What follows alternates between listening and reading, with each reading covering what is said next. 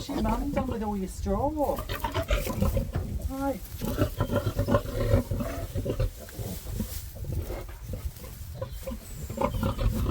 Okay.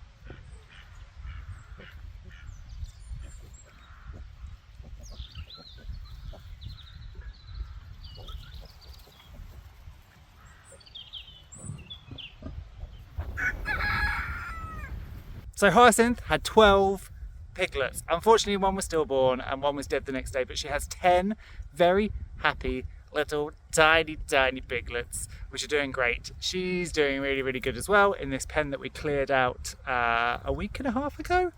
And we just cut around all the edges and put the electric in. She hasn't tried to get out once. She's a great mum, very happy.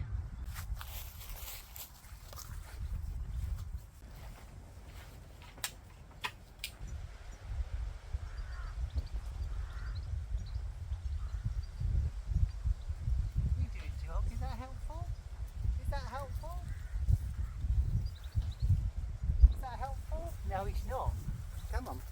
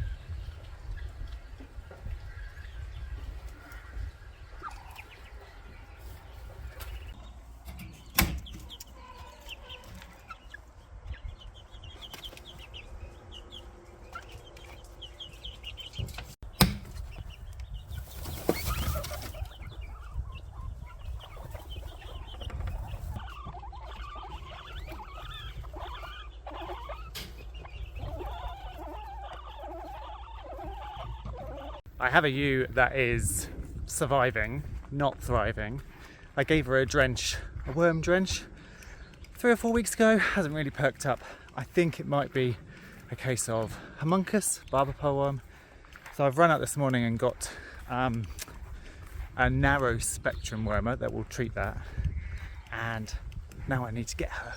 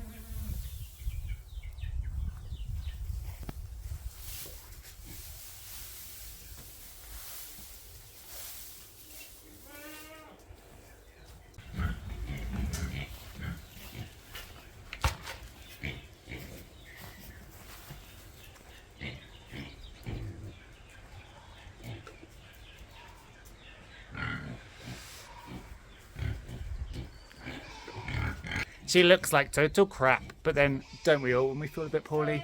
As I say, I drenched her with a wormer a few weeks ago, and it doesn't seem to have touched the sides really. She's not keeping any weight on. Now she's got a runny backside. And also her eyes are a little bit sunken in, which is a telltale sign of anemia. So I reckon it's a barber pole worm. Now I've got that narrow spectrum wormer into her. Hopefully that will do the trick. I brought her into here so she will poop out those parasite eggs over the next 24 to 36 hours in here. And then I will move her to another pen. I don't want to throw her back in the field yet. I want to make sure she's eating, puts on some weight, but I don't want her to stay in here because otherwise she'll pick up the worm eggs that she's just pooped out. So we'll give her 24 hours to 36 hours, then we'll move her into another pen, and then we'll see how she does. But as you can see, she's eating, she's drinking, she's just not thriving.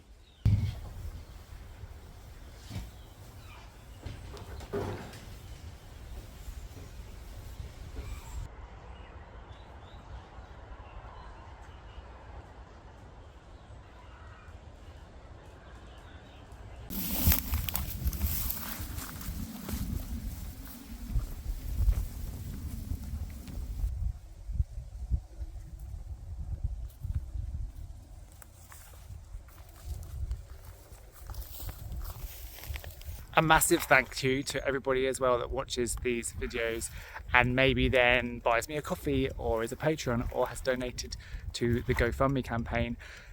All of you are making this farm and this rewilding project work. I've got just over 30,000 subscribers. Imagine if everybody gave £1. That would pay for all of the fencing requirements that I need to make this place a community space for people to get back to nature. This is one of the nature-led fields, and by having that fencing it means that animals would be able to come on here. So the pigs could do a bit of rootling, the donkeys would chew a bit here and there, the sheep would graze a bit here and there, but not enough to destroy it. They would embellish it, they would make it better.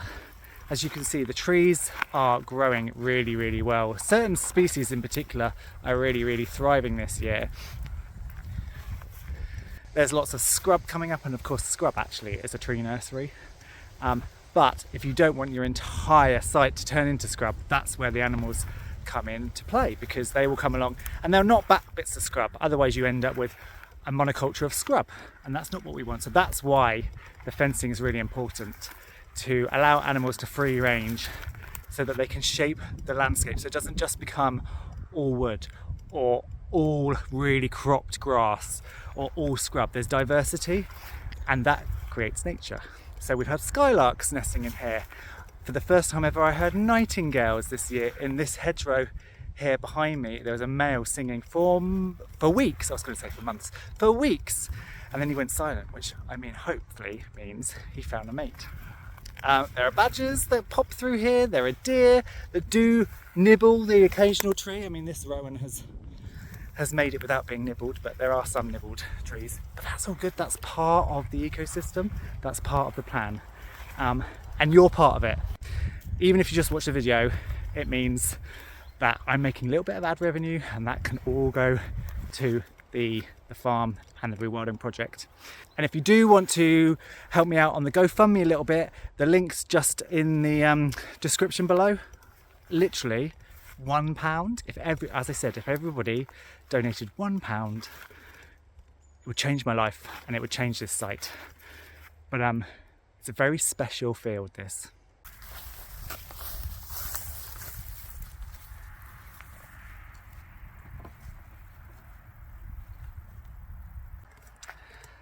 I'm yet to get some hinges for this gate, so it's currently stuck with a branch. I've become a seed dispersal unit. That's fine. We're all about nature.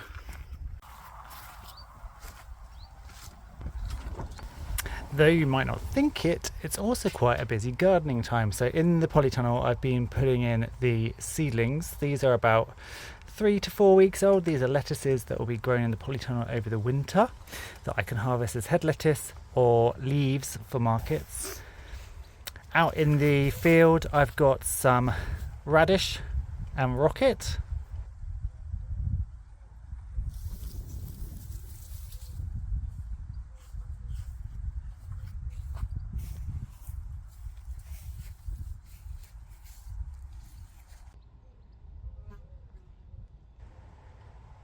I'll do another sowing of these radish in the next few weeks, and you can see here I've maybe been a bit heavy-handed when I sowed this rocket. It's clumped together, so I'll come back and see this, but you can see the difference between the 2-week-old sown rocket and the rocket that I literally sowed the other day. The soil is still warm, and so things are germinating quickly. And then in the shed I'm also germinating kale, spring onions, 3 different types of lettuces, along with some Mizuna mix and some spinach, which again will all go into the polytunnel to overwinter and be picked through the colder months of the season.